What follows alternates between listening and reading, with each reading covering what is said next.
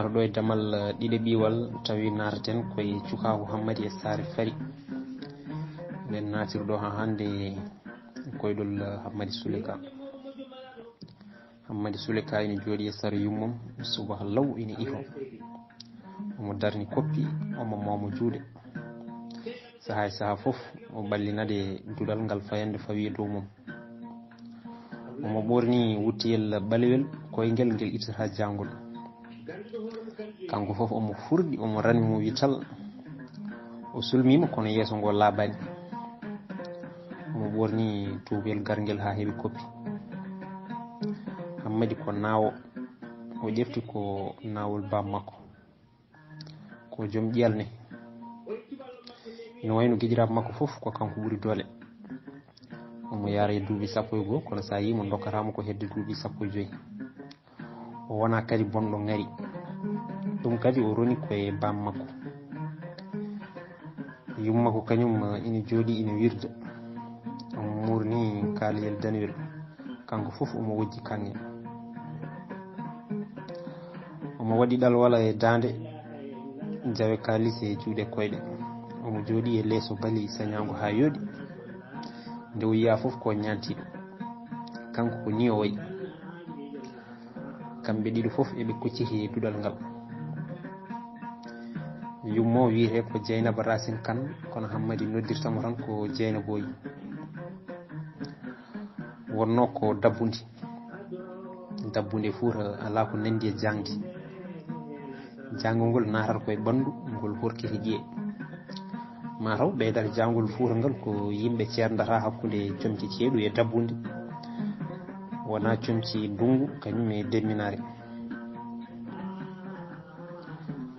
subaka ñande hen o ina jangno no feewi, kenal ɓukkal ina wuttira jam jam. joɗɗade Hammadi e yummum e less bafe mabɓe dandaniɓe kal kenal ɓukkal guttowal kal. jo e jo fof Hammadi weddo guite mum guertogal jarlal ina rewni coppi mum. ngal naata e sempeten huɓere mabɓe nde e ngal yalta. kangal ngal haɗata tan tugunde. kala nde ngal yi yummum Hammadi ngal doganamo hay sinno ko nder suudu. Hammadi wulliti, ƴeew tan Dieynaba, jarlal ma ngal tawan yimɓe ha ɗo jooɗi. hen sahaji mi artat mi tawa suudu fof ko foccuɓol. caggal ndew gayni wirdude e momde kurus e yeeso, yummum Hammadi jaabi ɓiim wondude jaleɗo. mari ko guertoɗam ɗe tan jiiɗa. Hammadi heɓɓiri wi guertoɗe maɗe tampini yimɓe no feewi. yumma ko wi soɗe mbaɗama e barmide ya wira noon. min Dieynaba wona mi anci tew guertogal. he Hammadam, haal kadi ko wattinta. barke Allah noon mi funtanima. joni so wona tew dammuwol allahu jinmi. yumma ko heɓɓiri wi joni noon holto dañata ñande fof tew dammuwol. Hammadi wi poɗɗen kay ko poɗɗen wadde kay ko yontere fof kirten dammuwol. yumma ko heɓɓiri wi bamma jaɓata. Hammadi wi babam arɗo kay salata kulmi ko kawam Alassane, omo ganduɗa hunde fof wiyata ko bonande jawdi. elle jawdi foti tan ko yeeɓede, fotani hutorede. yumma ko heɓɓiri wi kawma de yiɗanma tan ko moƴƴere Hammadam. Hammadi wi kono joni omo heewi haala no feewi Dieynaba. ƴeew tan joni o watti ko haalde ko fiwte guesa walo ɗe. o wiyata ko babam arɗo o fotani joganademi hay hunde. ɗum ko lawol cikkuɗa ha Dieynaba. hunde fof yo woni e juuɗe makko kanko tan, ɗum ina wona. Dieynaba Racine Kane jabaki ɓiyum, kono mo andi ko on haalata ko fof ko gonga. guila joom galle makko sanki hono bammum Hammadi ma won joni hedde duuɓi 6 mawni ko Alassane Racine Kane serani e ɗaɓɓirde mo wonde yo Hammadi heeb gueɗal mum e dendagal leydi walo ndi Hammadi foti ronde bammum. kono ha joni Dieynaba jaɓani notitade mo e ɗum. Jeynaba en andi ɓiyum ko cuhlel kono ko cuhlel bawgel teskade bawgel ƴewrinade. omo andi kadi wonde joom galle makko hono arɗo paade waɗani haydara ko ina taga mo ittude leydi Hammadi e juuɗe mum o totta bandihu gorko. Jeynaba yenanama wonde leydi Waalo ina heewi addude musiba hakkude Fuutankoɓe, tawa kadi ko hakkude bandiraɓe ha tengti noon hakkude ɓiɓɓe baaba. o yiɗa kam on musiba wona hakkude Hammadi e bappaji mum, o yiɗa ɗum wona hakkude Hammadi e ɓiɓɓe arɗo.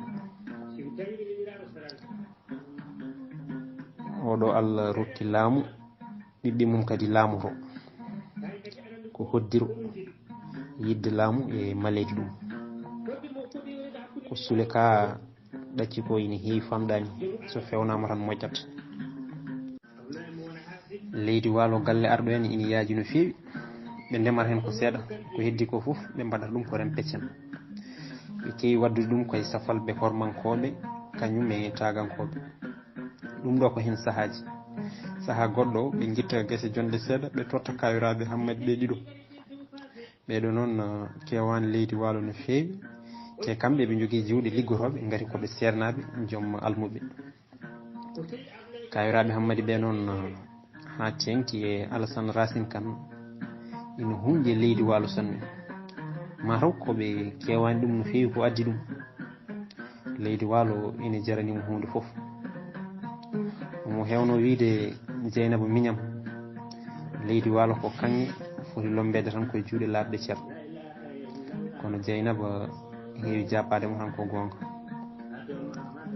o hewani abbademo e ko yiiɗi haalde ko. o heewi fatude koye gotka, hen sahaji noon Alassane mettina o umma o yeeha lawol makko. Jeynaba yamiri ɓiyum Hammadam, hacciri noon ha ƴeewoya baalima. o Jeyna boy, hande dey ɓandam ndu en maayi no feewi, te mbiɗa janga, mi ronki tan sertude jangol guila pinmi. yummakko namdima wondude futtindemo guite, wimo aɗa selli. aha mbiɗe selli kay, kono dey ɓandam ndu en maayi, mi softani hay seeɗa. mi siftori Jeyna boy, aɗa andi ko koyɗumi hanki jamma. ala, holko koyɗuɗa kadi, koyɗi ma dabbuni ɗi gasata. ala Jeyna boy, ngol lawol koyɗolam ngol illaɓi ceer, mbiɗa sikki tan ko ɗum waɗi ɓandam ndu. ɓernde yummakko taaƴi, o yiiɗi ɓoccitade ɓii koye koyɗol mum. o wi eyi ha jofta kalnami, kalna kam koyɗol ma ngol. Hammadi wi ala, ɗaccu tan mi haalanma ngol joni, ko adi nde mbiɗa ora, so tawi kay mami ora hande boom. yummakko wi eyi mi jaaɓi haalnam. Hammadi heɓɓi rewi koyɗimi ko mbiɗa rewi balam ɗi ha ɓooyi tan mbami no pettaɗo e koyɗi ni janmi. mbimo mbiɗi ummo donkumi, elle komi miƴƴitaɗo walla tongaɗo. mbiɗa fetta juuɗe koyɗe, gonirmi noon fodde waktuji 14. nden yeehi ha ɓooyi tan ɓoccitimi, ummimi, darimi, naftumi, ndiranmi wuuro. yimɓeɓe coynimi, jabɓorimi taballeji e kelle, bawɗi buubaji, gulali e kuljinali. pinmi, ɓandam ndu en maayi, mbiɗa sikki ko ɗum abbi kam ha joni. Hammadi deggi, o ƴeewi yummakko, elle ɗaɓɓo firtinede koyɗol ngol.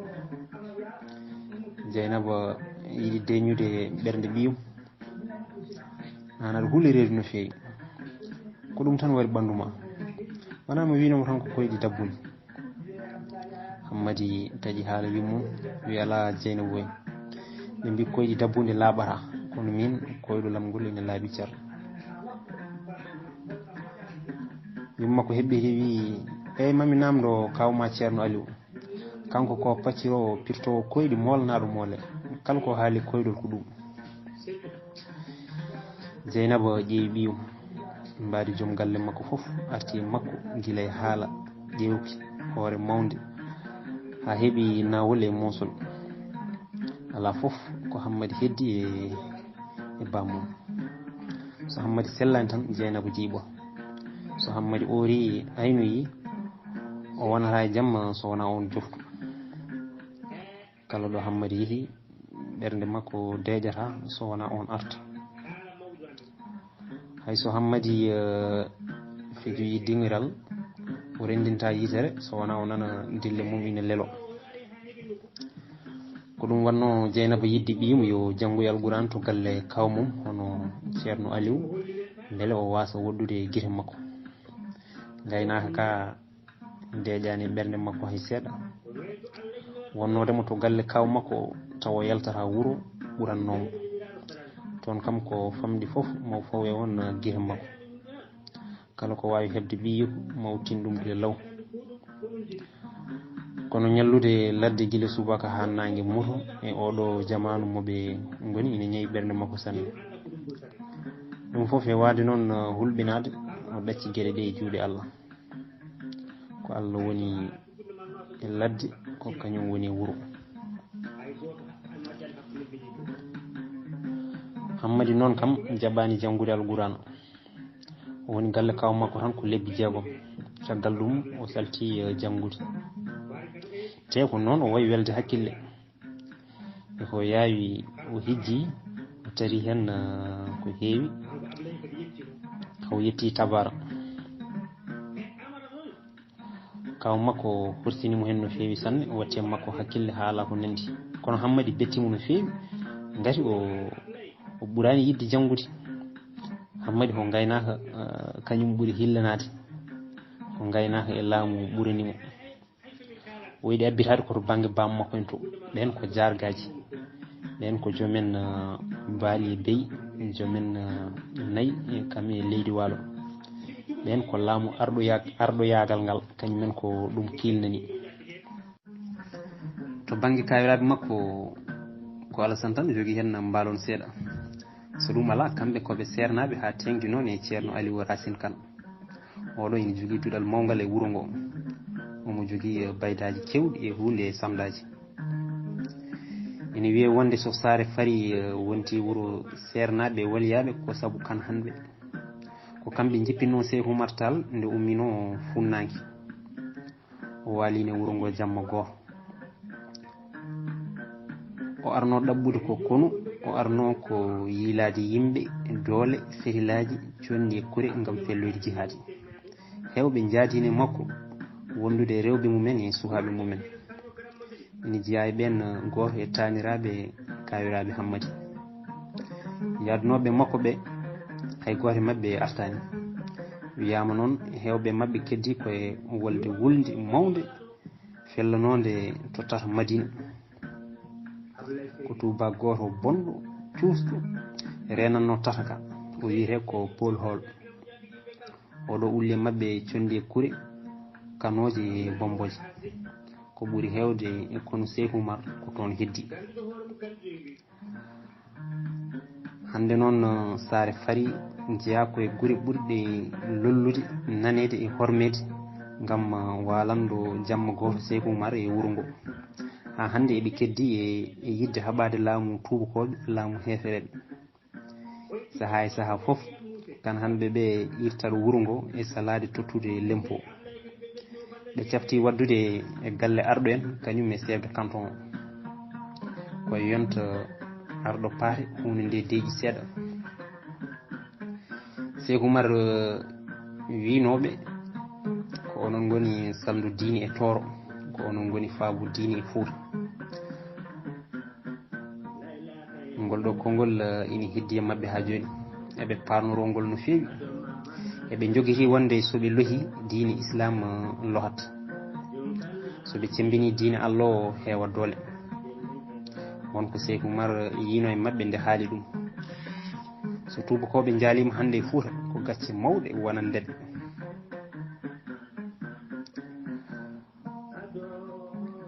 kono nde Cheikh Oumar arno honde gam dartude kono wuuro ngo fecci ha deeɓi wontude caɗele jibru waɗi ɓe duhi ɓe coowi hay cabbi keeƴi hen wone mabbe ha tengti e sernaɓe kan hanɓe ɓe mbi tan ko wuro ngo fof yo ɗuggiro rewa Cheikh Oumar hay goto tan fotani heddade caggal te so datte ala ndaala ala yo wuro duppe won duppuɓe guure mumen gam yadude Cheikh Oumar hol sababu kamɓe ɓe mbaɗata noon ɓen ɓuraniɓe janggude ɓen ɓuraniɓe gomɗinde Allah nden noon ɓen potani ɓurde ɓe yidde felloyde jihad sahodinde nadde aljanna e hawrotoyde e rewɓe ɓuuro layni en ɓe rewɓe raneɓe tal huddaɓe heddiɓe mbi ala addino ɓeɗo ko ka haɓɓe ɓeɗo ka haaɓe ko kamɓe goni laamotoɓe ko kamɓe goni lawakoɓe ko kamɓe coosi wuro ngo ko kamɓe guinnirigo saare fari ɓeɗo mbi tan ko kala jiɗɗo yadude Cheikh Oumar yo yaah kala mo yiiɗa yo jooɗo hay goto tan fotani wawnede rewde Cheikh Oumar walla felloyde jihad ɓe ɓeydi hen wonde wuro hanani egguinede ha laaɓa saabu ko ngaalu ngu gasata so tawi jawdi jahori ina wawi nawrede leydi waalo ko kanŋe ko jawdi ndi nawrata egguintaki sernaɓe kan hanɓe ɓe jaabi ɓe mbi wonde ngaalu aduna tawi heddoro tan koye aduna felloyde jihadi daña aduna daña lahara ɓuuri saare fari e ko mofti e mum